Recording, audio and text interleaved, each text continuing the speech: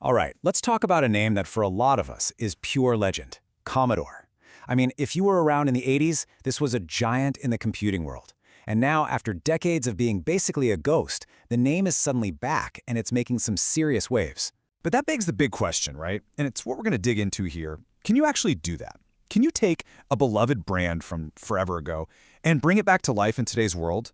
Can you really recapture that old magic in a tech scene that's just, completely different? So this all kicked off in the summer of 2025, and it happened so fast. The news of a Commodore revival just sent this massive shockwave of excitement and pure nostalgia through the whole retro computing world. And when I say fast, I am not kidding. On June 7th, a pretty well-known YouTuber says he wants to buy the company. Less than a month later, on June 30th, the deal's done. And then, just 2 weeks after that, boom, they're unveiling the first new Commodore hardware in over 30 years. It was an absolute whirlwind. So who is behind this whole thing? Well, it's this really fascinating, kind of weird mix. You've got the YouTuber Christian Simpson, who goes by Prefractic, as the new CEO. But to get that street cred, they brought in actual legends, original Commodore engineers like Bill Hurd. And then, for a little bit of modern star power, you got actor Thomas Middleditch as the chief creative officer. And their mission statement? The mantra they're living by? Honor the past, innovate the future. It sounds great, but man, that is a tough tightrope to walk. You've got to make the old school fans happy while somehow making something that feels new and relevant. That is a tricky balance. Okay, so enough with the hype and the mission statements. Let's get to the good stuff. What did they actually make? What's the hardware? It's called the Commodore 64 Ultimate Edition. And this isn't just some licensed product with a logo slapped on it. No, they are positioning this as the first official new computer from the company itself in a whole generation. Now, the tech at the heart of this thing is what makes it so interesting. It's not just an emulator on a Raspberry Pi. It uses something called an FPGA.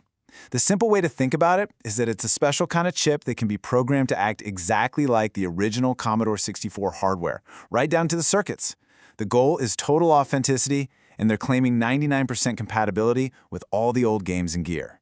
And this is where you really see that blend of old and new. You get that authentic FPGA core, but then you also get modern stuff we all expect, like a 1080p HDMI port, Wi-Fi, and USB. Plus, for the real hardware nerds, it's got a full mechanical keyboard, all inside that classic C64 bread bin case. But here's the kicker. What's it cost?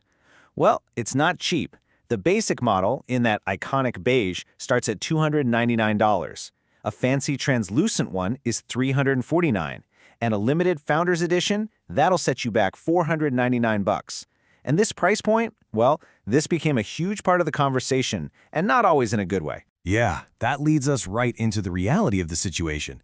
Because while the official announcement was slick and professional, the reaction from the hardcore fans, the very people you'd think this is for, was, let's just say it was complicated. You can see the split pretty clearly. The company is promising an authentic design, but a lot of people were just calling it a PC in a fancy case. The company is talking about innovative hardware, but the community just saw unnecessary RGB lights. And that price, a lot of people just felt it was way too expensive. And man, this quote from a user on Reddit just perfectly sums up the frustration about the design. This feeling that adding modern RGB lights to a classic was just wrong. It really shows you how passionate people are about getting the little details just right. And the criticism didn't stop at the hardware. The new leadership, specifically having a YouTuber as the CEO, really rubs some people the wrong way. A comment like this shows how that modern, high-energy YouTube style felt kind of disingenuous or theatrical to some of the old-school Commodore faithful. So you can see how this all boils down to one fundamental conflict. Is this a real, genuine revival born out of love for the original? Or is it just a clever business move, using a famous name to sell some expensive new hardware? The community is totally torn on this. Of course, the second the C64 revival was announced, everyone's mind immediately jumped to the next logical question. What about the other legendary machine from Commodore? Exactly. The Amiga. For so many people, the Amiga was the absolute peak of what Commodore could do. It was a machine way ahead of its time, and the dream of seeing it come back is incredibly powerful.